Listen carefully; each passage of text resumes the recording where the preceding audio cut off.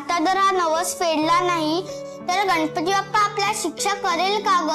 गणपती बाप्पा आपल्याला का शिक्षा करतील? आपण गणपती घरात आणायचा म्हणजे आणायचा. गणपती बाप्पा मंगलमूर्ती, गणपती बाप्पा. गणपती बाप्पा नवसाला पावले. हो ना, आई बाबा एकमेकांशी किती छान बोलतायत. हो ना. हो बाबा चला ना. अरे काय चला, कुठे चला? अरे वा, अरे काय मोदक मोदक मोदक मोदक मोदक मोदक मोदक. अरे सायलेन्स. अरे बघितलं बाप्पा, यासाठी तुम्हाला आणलं होतं. मोदक खायचे त्यांना, मोदक मोदक खायचे. फटके पाहिजेत, फटके देतो. पहिले मोदक देतो, नंतर फटके देतो.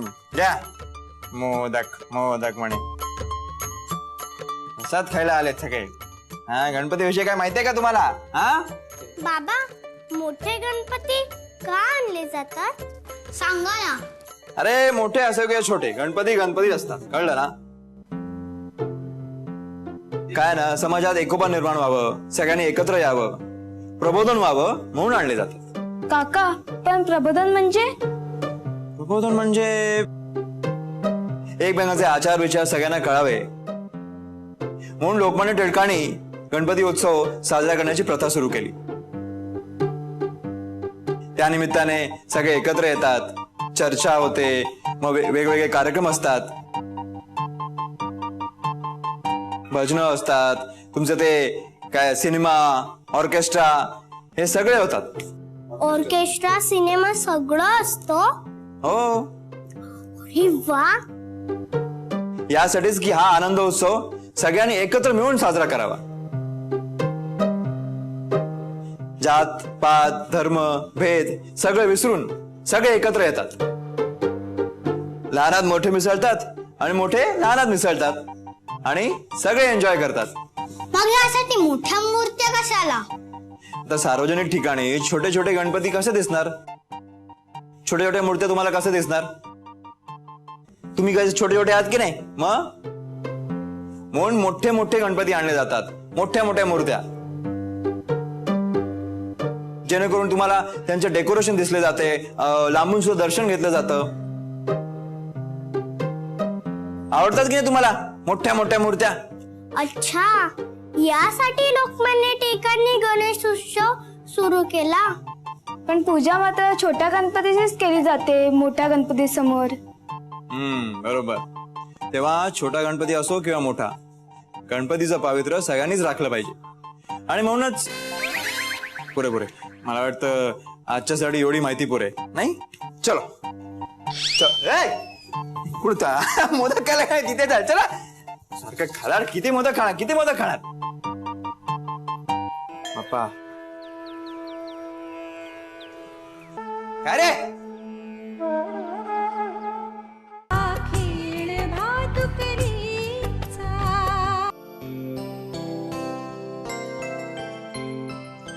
पूजा अगदी व्यवस्थित झाली बाई. माझ्या डोक्याचं टेन्शन तर. रुक्मिणी, हा मॅडम. सगळं झालं का ग बाई? भाजी वगैरे सगळं व्यवस्थित केलेस ना? होय मॅडम, सगळं झालेली तयारी. तुम्ही लवकर माणसांना बोलवा आणि जेवायला बसवा बघा. हो, आणि मोदक वगैरे सगळं व्यवस्थित केलेत ना? सगळं झालंय, काही टेन्शन घेऊ नका बघा तुम्ही.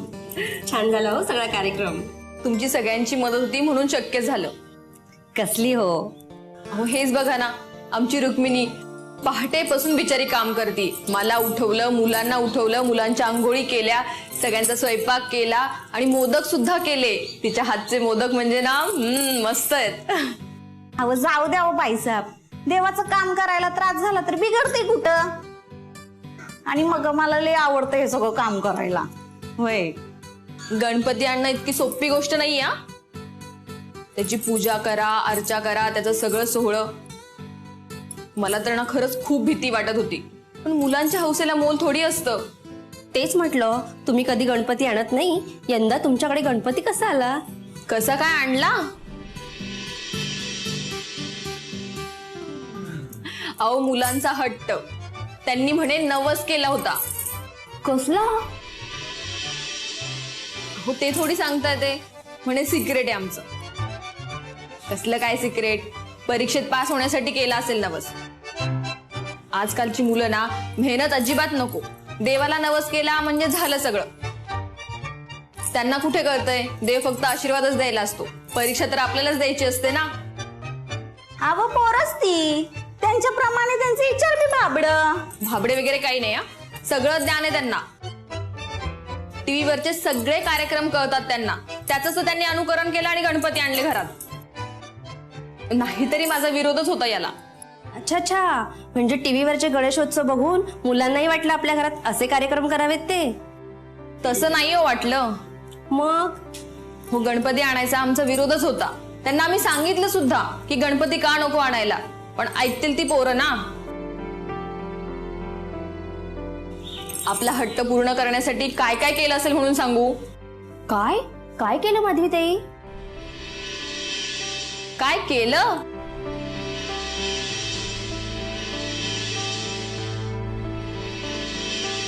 उपोषण केलं. उपोषण?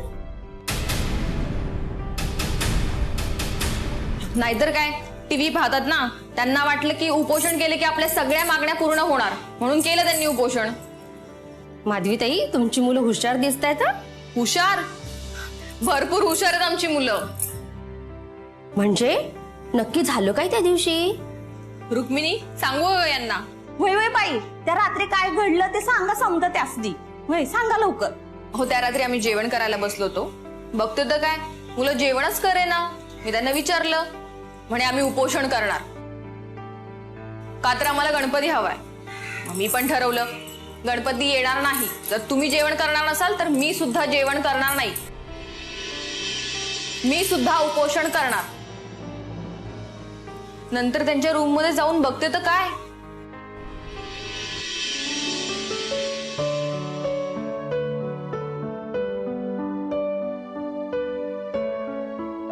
प्रिया, सचिन, हे सचिन, प्रिया, अरे माझं आहे का? थोडं खाऊन घ्या. बघा नाही तर चक्कर येईल. नाही नाही जेवणार आम्ही. अरे असं करू नका, तुमची मम्मा मला मारेल. काय खायला दिलं नाही? हा, नाही अरे प्रिया तू तरी खा. नाही तू काय थोडस खाऊन घ्या. थोडं नको. हा, आम्ही उपोषण नाही सोडणार नाही सोडणार. आणि तू? जोपर्यंत तुम्ही घरात गणपती आणतो असं म्हणत नाही तोपर्यंत.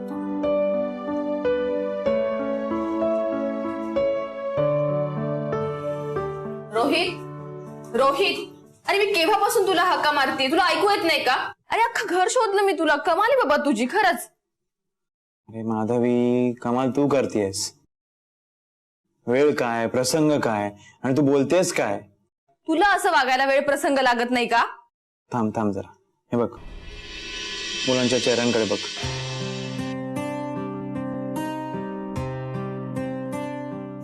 बघ कसे कोमजलेत. कशामुळे? उपासमारीमुळे. उपासमारीमुळे? अरे उपासमारीचा प्रश्नच येतो कुठे? मी ऑफिसला जाताना यांच्यासाठी स्वयंपाक करून ठेवत असते. रुक्मिणी सुद्धा ठेवली यांच्यासाठी काय हवं नको ते देण्यासाठी. मग कसली आली उपासमार? झालं, ऐकशील? हा, मी बोलू जरा. आज जरा मला ऑफिसहून येताना उशीर झाला. आल्यावर रुक्मिणी मावशी भेटली. म्हणाली मुलं शाळेतून उपाशी आली आहेत, काही खाल्लं नाही अजून, आपल्या रूममध्ये जाऊन झोपले आहेत, त्यांना बरं वाटत नाहीये असं म्हणून त्या निघून गेलं. अहो बरं वाटत नसेल डॉक्टरांकडे न्यायला नको का? असे बसून का राहिलात तुम्ही? तूच घेऊन जा डॉक्टरांकडे, आणि डॉक्टर काय सांगतील ना ते ऐक, म्हणजे तुला कळेल. ऑफकोर्स डॉक्टरच सगळं सांगणार आहे, मी सांगणार नाहीये. आणि सर्दी खोकला हे अंगावर काढण्यासारखं नाहीये. सध्या 7च चालू आहे. चला रे मुलांना, आपण डॉक्टरांकडे जाऊयात. नाही,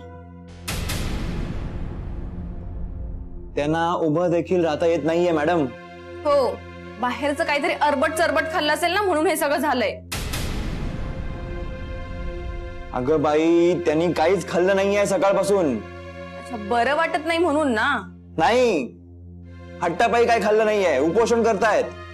काय उपोषण? उपोषण कशासाठी?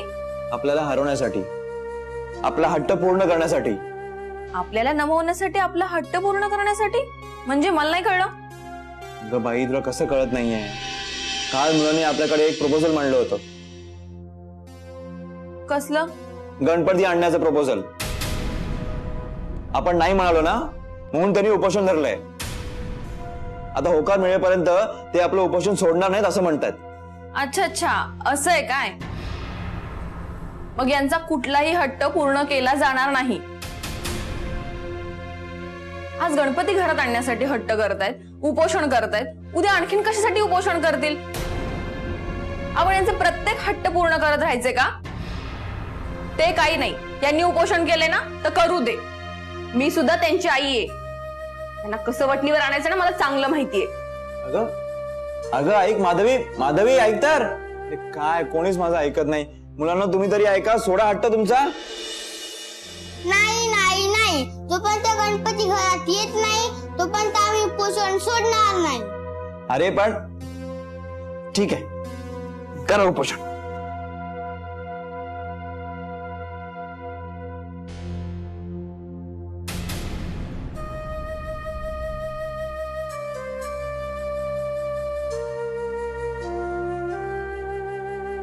ताई, आपण बरोबर करतोय ना? हो.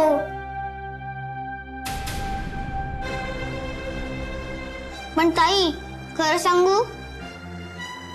काय? मला खूप भूक लागली आहे ग.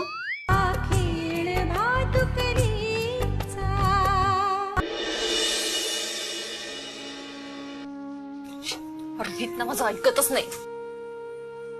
मुलांना ठेवलंय लाडून, त्यामुळे लाडाने वेडी झालीयत. पण ऐकणार कोण?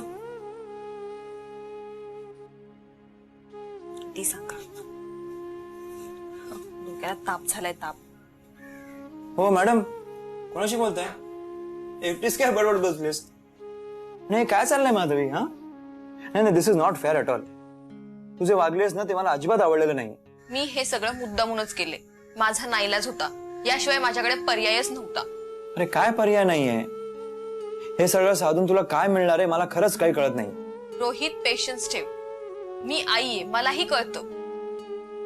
मला त्यांना उपोषणापासून लांब ठेवायचंय म्हणून हे सगळं करतीये. तुला जे वाटतं ना ते कर, पण माझ्या मुलांना अपाय होता कामा नये हे लक्षात ठेव. माझ्या मुलांना?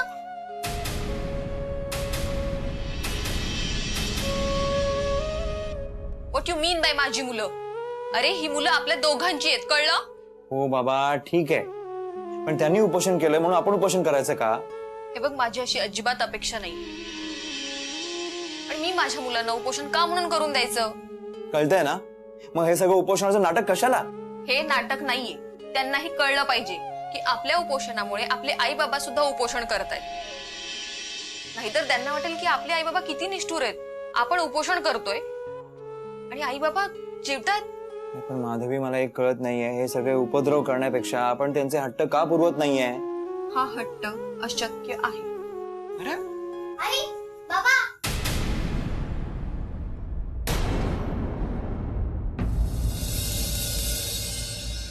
चला, तुम्ही जेवून घ्या.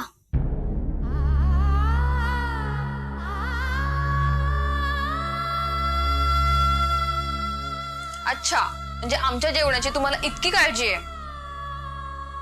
तुमचं उपोषण सोडवण्यासाठी आम्ही आलो आहोत. आमच्या उपोषणाची तुम्हाला एवढी काळजी आहे?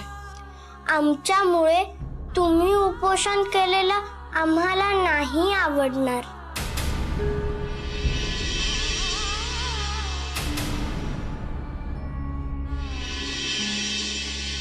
चला आई बाबा, खाऊन घ्या.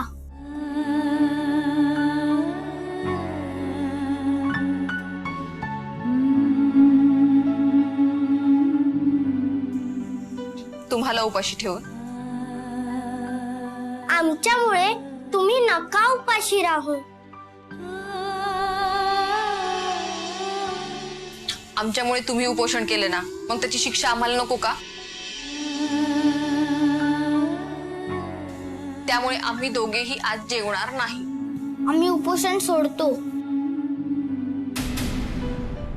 तुम्ही पण सोडा. हो, पण आधी तुम्ही सोडा. तुम्ही सोडा. आधी तुम्ही उपोषण सोडा. आधी तुम्ही तुम्ही सोडा. सोडा. तुम्ही सोडा.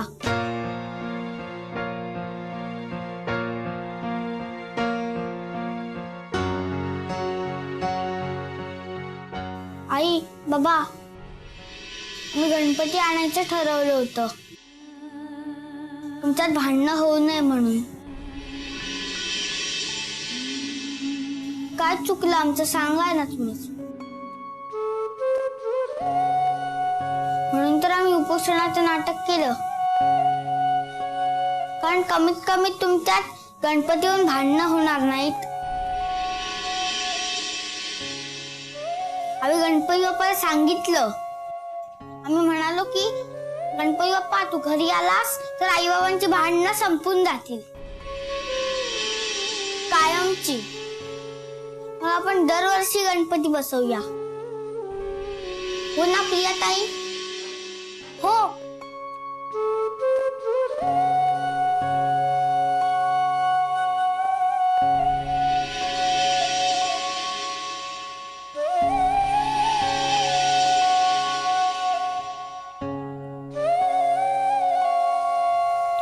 अच्छा, म्हणजे गणपती बाप्पा आणायचे तुम्हाला घरात?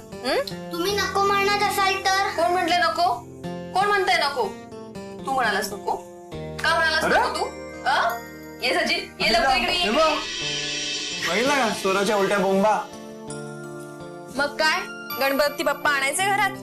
हो. गणपती बाप्पा मोरया!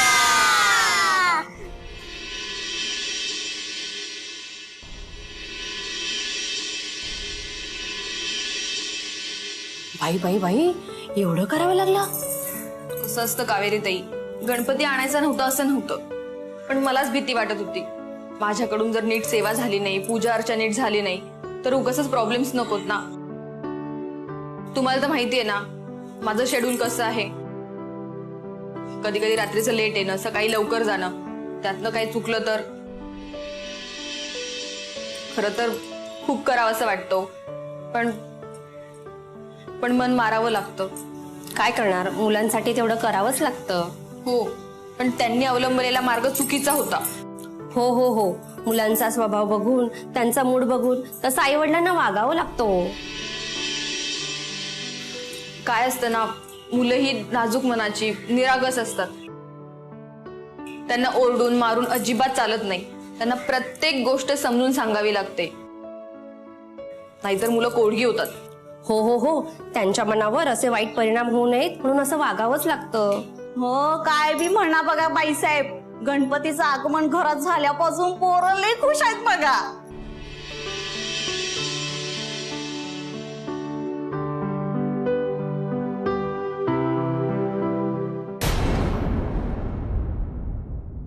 बाप्पामुळे आपल्या घराचं वातावरण आणि मुलंही सुद्धा किती प्रसन्न आहेत नाही. आपणही प्रसन्न आहोत ना.